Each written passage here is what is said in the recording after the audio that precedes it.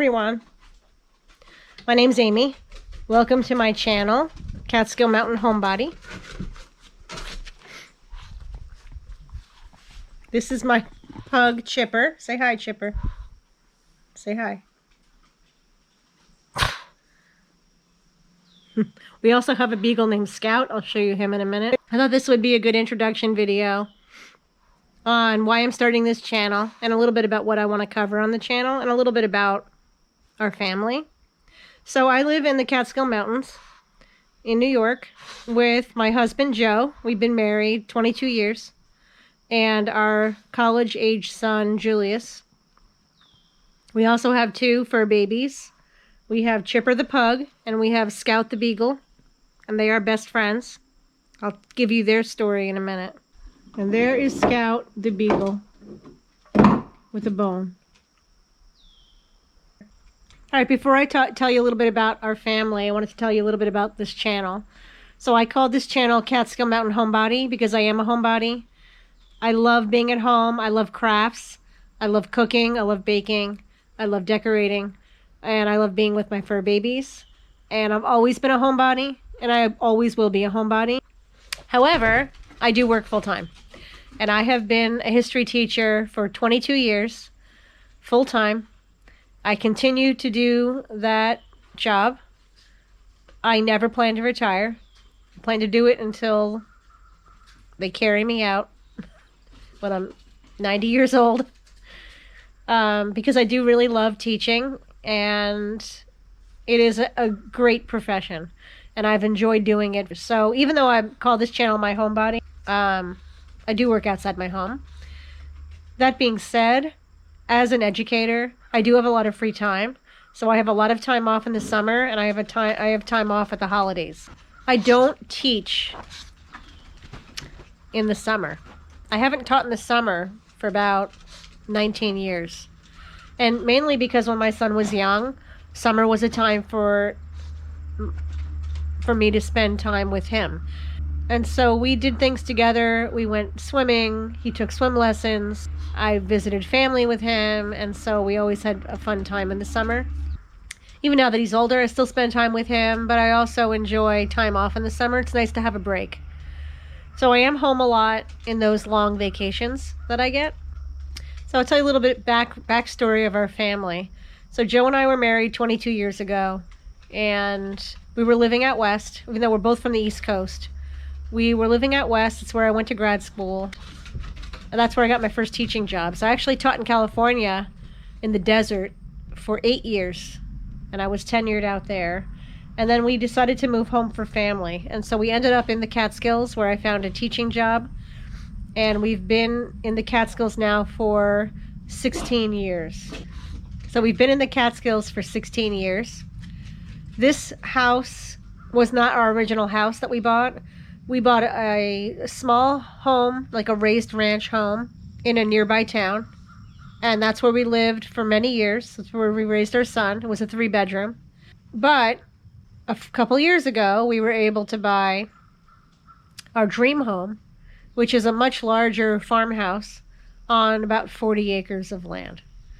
And so in these videos, I'm going to kind of document what we're doing to the house and updates on the house. So that's part of why I wanted to do this channel. I'm sitting on our front porch. We have a front wraparound porch. I've always wanted a front porch. We didn't have a front porch in our last house. So let me show you that.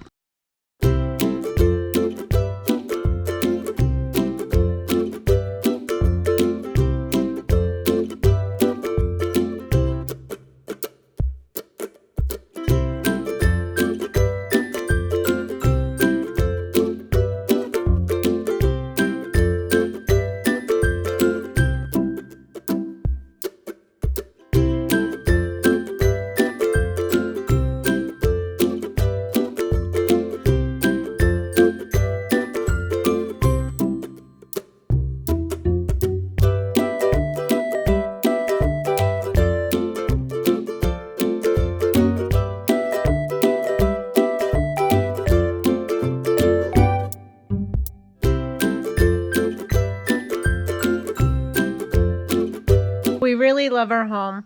In later videos, I'll give you full tours of different areas of the home. I'll give you a tour of the front porch. One exciting thing we're doing this year is gardening. The former owners had a garden put in with a fence and raised beds, and they had some fruit trees in there. And when we first moved in, we neglected the garden for 2 years. And the former owners had been neglecting the garden for a couple years before that. So the garden was totally overgrown. And part of it was just that Joe and I weren't gardeners that much. And we were focused on other things. So we really didn't focus on the garden for the past 2 summers. But this year we decided we're going to clean the garden out and do that. Joe cleaned the garden out. He pulled out one of the trees that had fallen over. And he made a map of what he was going to plant. And we have started planting. So we did start plants in our house. You know, in the Catskills, it doesn't get warm until after May. So you can't put plants in the ground in April because we have freezes still, and then you lose the plants. We are planting some herbs and tomatoes and peppers, and he's going to try corn. So I'll be documenting the garden. It's going to be an experiment, and we'll see what grows and what doesn't, but it's going to be an interesting thing to document, is the progress on our first garden, first real garden. So Joe and I bought this house. I've always wanted a farmhouse, and an opportunity came up to buy this house, and so we jumped on it. Hopefully this will be our forever home. It is a large house, but it is our dream house. So let me give you a little backstory of the house. This land was actually a farm. It was a horse farm. We have a barn. The barn is over 100 years old. I'm going to show you real quick a look at what the barn looks like from the front porch. So if you look through the trees there, you can see the barn. That barn is over 100 years old. There's also a garage my husband has there. This home was not the original home to this property. There was an original farmhouse that the former owners tore down to build a bigger home. It's hard to film when you have a fierce warrior pug that you live with.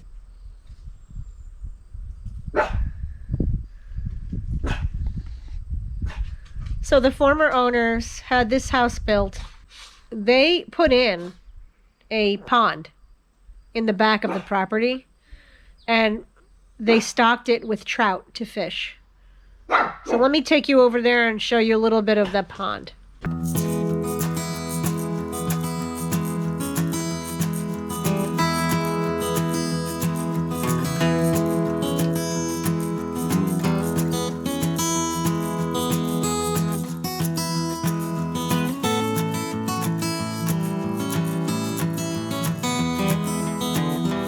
I'm going to show you a better view of the pond in future videos.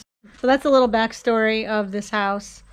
We ended up buying this house, again, a few years back. It really is our dream house, and it's one of the reasons why I love being a homebody, so I love my house. So we'll be showing you that in future videos.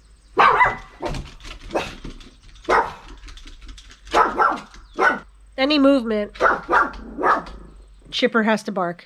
He's a barking pug. He's a barking pug. The dogs are too hyper outside for me to film. So let's look out the window here, and I'll show you my view from my kitchen window. So that's the pond that the former owners put in. It is creek fed, and that's why we're able to have trout. We have stocked it with trout twice since we've been here. It has a little dock, and we also have a paddle boat that we take out. We haven't taken it out this season yet, but we have a paddle boat that you can fish off of or just take around the pond. So that is a little bit of our property in the Catskill Mountains. All right, so let me tell you a little bit about our puppies. Yes, we have 2 pandemic puppies. So I'll tell you a little history of our fur babies. When I was in my 20s, I got a black pug named Calvin. He was adorable. He was a sweetheart. So I always wanted another pug. And that's one of the reasons why we ended up getting Chipper here. But when our pug died, we had a black pug, Calvin. When he died, my son was about, 9. And we ended up getting a Jack Russell puppy that we named Joy. And she was a great dog. She loved being outside. She loved hunting. She used to hunt little mice. She loved exploring. We had wooded property. Back when we had her, she loved exploring that property. And she was a great dog. We loved her. When we purchased this house, we just had Joy. She didn't like this house as much as she liked the other house. I think she wasn't as comfortable in this house. She didn't know the land as much. But during the pandemic, my husband thought it would be a great idea to get a puppy, even though Jack Russells are notorious for not liking other dogs. But my husband thought, well, she's a girl, so her maternal instincts will kick in. She'll be fine with the puppy. No. So we got Chipper as a puppy during the pandemic, and Joy was not happy with us. She didn't like Chipper. She wanted nothing to do with him. He wanted to play with her. She would snip at him. She never bit him, but she wasn't happy about having another dog in the house. So we had to keep them separate and watch. She was a hunting dog, so we had to watch and make sure that Chipper was safe. We had to pen Chipper up at night so that she couldn't get to him because I didn't trust her. So they lived reluctantly together for about, 9 months. And then Joy got a cancerous tumor on her jaw. She was only 11. And unfortunately, she died from this cancerous tumor. She couldn't beat it. We tried treating it. The vet would not operate on it because of where it was located on her jaw. Could not be removed. And that's how we lost Joy. So then we just had Chipper. We wanted to get another puppy. But we didn't want to get another Jack Russell because we didn't want to have another situation where Chipper didn't have a friend. We wanted a friend for Chipper. So I read that beagles and pugs get along very well. So we ended up getting Mr. Scout here, our beagle, our little beagle puppy. And so they are about a year apart in age. Chipper's 2, Scout is 1. They were fast friends from the moment we brought Scout home. They sleep together, they cuddle together, they lick each other's ears. Especially Scout likes to lick Chipper's ears as a pacifier. From the first day we brought Scout home, we put them together in the pen. They snuggle together, they hug each other while they sleep. It's so cute. And to this day, they sleep together in their they have like a crate. They sleep together. If I tried, one time Joe had Scout out and I tried to put Chipper to bed in his crate and he howled like his heart was broken. So they're really used to being together and they love each other so much. They play all day together and it's a really great match. So it was a better fit for Chipper to be with a beagle than a Jack Russell. And they're fun. They're very active. They chase each other around the house. A lot of people may be surprised by this, but they are on a schedule. I never did this with any other dog, but with these 2 dogs that are very active, we kind of needed them to be on a schedule. So they do take a scheduled nap in the afternoon. So it's usually around noon. They go in their crate and they take a nap for about 2 hours. And they are so in tune to the schedule that at 12 o'clock, even if I don't put them in the crate, they're sleeping. They go to sleep at noon. So they have really become accustomed to the schedule. If I say it's nap time, they both run upstairs and wait at their crate door. So they know they're used to a nap. They've done it ever since. I gave Chipper a nap when he was a puppy. Again, mainly to keep him safe from Joy. And he got used to the nap, and now they like their nap. So they get up in the morning. They play, they eat, they run around. And then they do get tired around noon. Put them in their crate. And then they get them up around 2. And again, they play, they eat, they do what they want to do. They're free in the house. And then bedtime's around 7. So, again, their internal clock kind of adjusted to this schedule because at 7 o'clock, even if I don't put them in the crate, they're both sleeping on the floor. There, and we have a crate down here that we always leave open with a bed in it, and Chipper will go in there and go to sleep at 7 o'clock or 6:30. So it's interesting how their internal clock is adjusted to the schedule we've set for them. The bedtime time may change depending on what time they get up in the morning. If they get up a little later, we put them to bed at 8. But for the most part, they have a nap time and they have a bedtime. It has worked pretty well. And they're used to it, and it's good for us. Part of it is that they're very, very, very, very active. They run around all day. They're getting into things because they're still puppy phase, and so sometimes we need a break, and that's what the nap and the bedtime is for. So that it's good when I wait till they take their nap, and that's when I might vacuum, or mop, when I know that they are going to attack the vacuum or the mop. So that's so yes, I have 2 puppies that are on a schedule, and that works for us. May not work for most people. It works for us. Are they going to be on the schedule forever? Probably not. When they're middle-aged dogs, I probably won't need to put them in their crate at night. I'll just leave the crate open and they can go to bed whenever they want. That's what we did with the other dogs. But not when they're puppies. When they're puppies and young dogs, I do crate at night. So yeah, when they're 5 and 6, I'll probably just let them go to bed whenever they want to go to bed, and they will. They'll be so used to that schedule by then that they'll do what they want to do. But at this point, when they're still pretty young, they're on a schedule. They have never been freed in the house when we're not home. So that's another reason for the nap, is if Joe and I both have to go out, we will schedule our going out around their nap time. And that way they don't know that we weren't home. I would never leave them out in the house because I don't know what they would get into if they were free while we were not home. We've had several things destroyed, especially by this one. We had a rug destroyed. They have gotten into some things they shouldn't be getting into, so that's why we have them on a schedule and we don't just let them free to wreak havoc. And again, as they get older, we'll probably change that, but for now, it works for us. So that's a little bit about their schedule. So we did get them in the pandemic, and they are a great addition to our family. Our lives revolve around them. We're not the people that go on vacation and put them in a kennel. They've never been in a kennel. They will never be in a kennel. And if we're going on vacation, they're coming.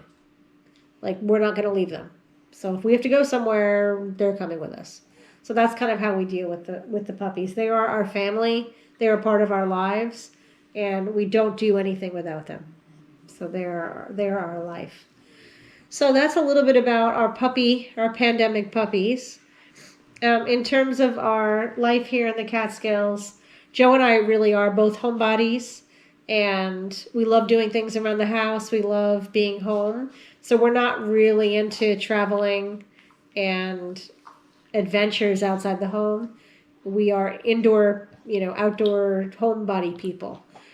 So when Joe and I got married, we decided the way we were going to do our chore division was that I am in charge of the inside of the house in terms of cooking and cleaning and laundry, and he's in charge of the outside.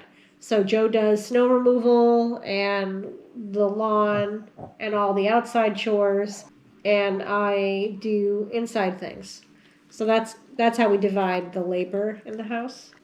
And that's fine with me because I love cooking and cleaning and baking and organizing, and I don't mind doing laundry, and so it's not really that much laundry anyway. And in these videos, I'll show you a little bit of how I tackle the household chores. So anyway, a little bit more about the house. So this house is not the original house to the land. The original house was torn down years ago, and this house was built in its place. It is a fairly large house, but we use it all. Most of the rooms we use every day. And it is nice to have room for company to come. We did not have a guest room in our former home, so it was difficult to have anybody stay over. But here we do have a guest room, and it is nice. So like if my parents want to come spend the weekend, they can. If my father-in-law wants to come, he can. If friends of the family want to come, they can. So that's a good thing about having a larger house that we've always wanted and really couldn't afford till we got older. So even though this is a newer house, the former owners built it like an old farmhouse. So it has, for example, the kitchen cabinets. Most of the kitchen cabinets are old pieces of furniture, like cabinets that they just turned into kitchen cabinets. Our oven is a old wood-burning stove that was converted into an electric and propane oven. We have a lot of reclaimed wood in the home. So, for example, the beams in our kitchen are old reclaimed beams. The floors in this house are all reclaimed wood on this main level. The doors are all antique or older doors that they had fit for the doors in this house. So there's a lot of history in this house, even though the actual house isn't that old. So welcome to my channel. I'm happy that you're joining me. And I think it'll be fun to kind of share and document my life in the Catskill Mountains with our crazy puppies that are now barking at nothing. Chipper likes to bark at nothing constantly, by the way. He's a barking pug. Joe took the dogs outside, so I have a few minutes to talk without Chipper barking at everything. So I want to thank you for joining me on this channel adventure as a way for me to just document our life here for my son and maybe future generations. Again, I'll be showing you how I cook and bake and decorate, and I'll be showing you on this channel some of the vintage things that I have either been given or bought. Over time, I love vintage items, so I'll be showing you that on this channel, showing you updates on the garden, updates on what we're doing with the property. We do have a lot of plans for this property. Even though it is beautiful, there are things that we would like to do to it. So we're going to be doing that. Thanks for joining me on this new adventure in YouTube. All right, homebodies, ready for a potato and chicken casserole. So let me show you what I've already done.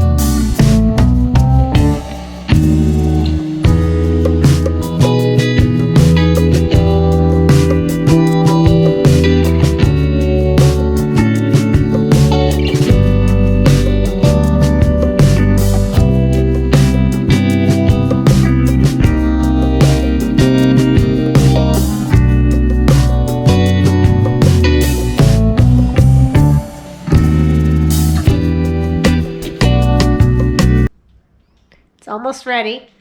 When it comes out of the oven, I'll plate it and I'll show you. But thanks for joining me for today's video. And I hope that you enjoy the chicken and potato bake. You can serve this with sour cream on the side if you like sour cream, because it is kind of like a baked potato casserole. So we're going to serve it with a side of some sour cream. It should be good. We'll see.